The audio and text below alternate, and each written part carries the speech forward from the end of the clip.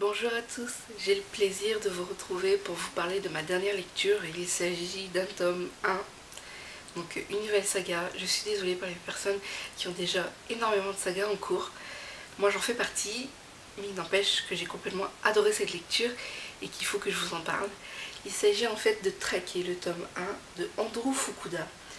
J'avais complètement craqué sur le résumé, je l'avais présenté le mois dernier dans un billet sur le blog et le résumé m'avait interpellée, il me parlait et il fallait trop que je lise ce livre en fait. Et je dois dire que j'ai bien fait, que mon feeling a été bon sur ce coup-là parce que c'est une très belle découverte et depuis le début de l'année j'en ai pas tant que ça, j'en compte 3 dont 2 premiers tomes et un one shot, et celui-ci est le deuxième premier tome et je peux vous assurer qu'il vaut le coup.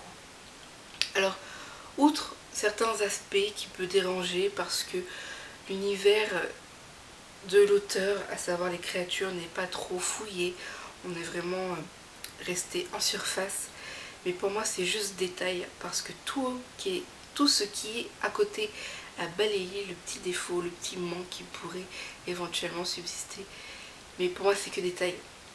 C'est même pas ça que je retiens une fois que j'ai terminé la lecture, parce que je ne ressens pas de frustration, je n'ai pas de questions qui attendent dans la tête de réponse. J'ai juste envie de lire la suite, j'ai de grandes attentes et j'espère juste que l'auteur sera à la hauteur justement de ce premier tome.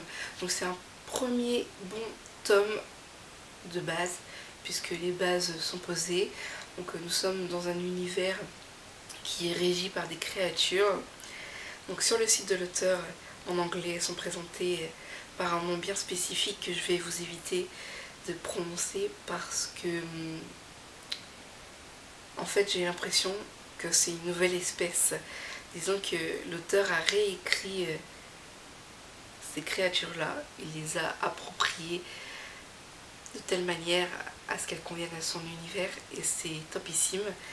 Mais du coup, cette société, ce monde est régi par ces créatures et en fait le narrateur qui est Jenny, donc le héros, le personnage principal, vit parmi ces créatures et il est le dernier humain, donc le dernier de son espèce. Et dès le début, on voit qu'il doit suivre un nombre incalculable de règles pour pas se faire repérer, pour se fondre parmi les autres créatures. Et c'est franchement un exercice qui est pesant d'être toujours sous ses gardes. Dès le début, j'ai ressenti une atmosphère assez pesante, assez lourde, et une ambiance plutôt sombre. Et j'avoue que c'est carrément attrayant, ça donne envie de poursuivre la lecture. Et j'ai eu énormément de mal à faire une pause. Parce qu'une fois lancée, je n'ai pas pu m'arrêter parce que c'est addictif. J'ai adoré le récit, la découpe des chapitres. J'ai eu l'impression de vivre un décompte, un compte à rebours où il fallait que je reste en vie, quoi. En gros, c'est ça. C'est comme si je voyais tout ce qui se passait au travers des yeux de Jenny. Et du coup, c'est tellement facile de s'identifier que ça en est parfois troublant. Et en fait, les chapitres sont découpés de façon à ce qu'on a l'impression de vivre vraiment un compte à rebours. Et c'est topissime. C'est juste topissime.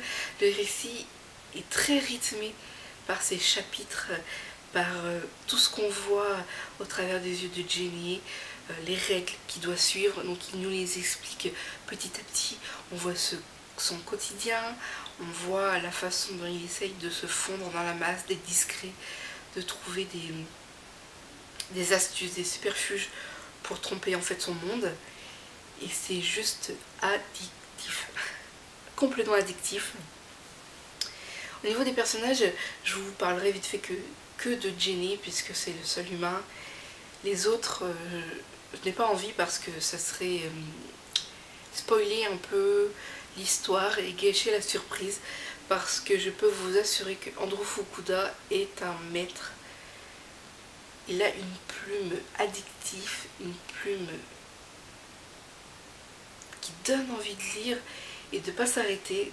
C'est impressionnant et c'est le roi des rebondissements. Alors du début jusqu'à la fin, il m'a manipulé. Les rebondissements, c'est un truc de dingue.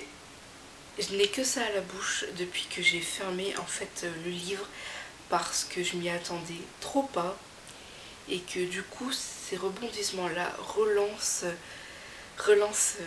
le récit, relancent les intrigues et ça promet de très belles choses pour la suite et ça donne juste envie.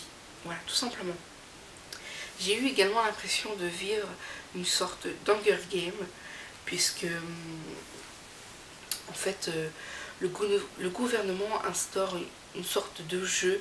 Bon, rien à voir avec les Hunger Games puisque ici ce sont des créatures cannibales, carnivores, peu importe puisqu'ils mangent les humains.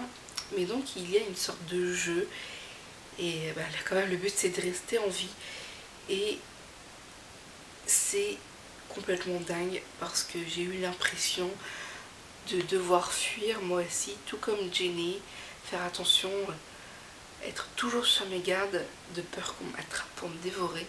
C'est assez dingue. Franchement, c'est une lecture que j'ai complètement adorée, mais quand je vous dis adorée, de chez adorée, et je vous la recommande à 1000%, rien que pour découvrir les idées de l'auteur au niveau de ses créatures, au niveau du récit, au niveau des personnages, au niveau de son jeu. C'est dingue, franchement c'est dingue et j'en ai mal au cœur d'attendre la suite parce que je pense qu'il faudra attendre au moins 1 an. Je suis complètement dingue, je veux la suite, tellement c'est bon quoi.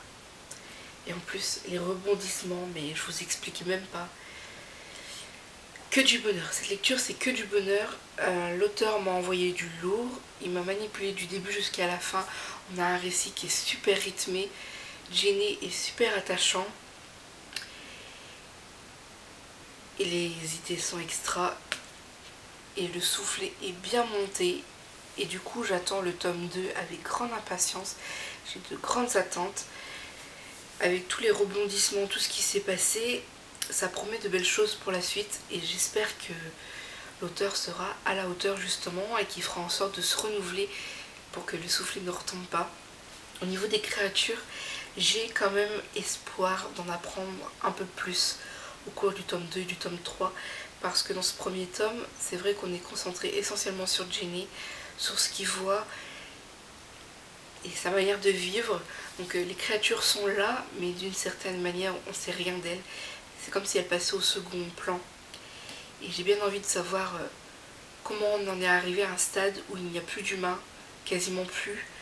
Comment on arrive à un stade où... quelles sont en fait leurs origines, comment ces créatures sont arrivées à dévorer les humains en fait. C'est des questions qui sont sans réponse pour l'instant et que j'espère obtenir plus tard dans le tome 2, dans le tome 3. En tout cas, ça fait plaisir de ressortir d'un premier tome sans frustration, mais avec quand même de grandes attentes. Donc ça fait un peu peur, mais quand même hâte. Donc voici pour mon avis un peu décousu de traquer, mais je peux vous assurer que j'ai adoré. Je vous envoie sur mon blog pour lire le résumé, au moins le résumé de ce livre. Mon avis écrit et sans spoiler, peut-être mieux organisé que la vidéo, donc je vous invite à y jeter un oeil. Tout lien sera en barre d'infos comme d'habitude. Et puis je vous souhaite une excellente semaine et je vous retrouve très bientôt avec de nouvelles vidéos. Ciao!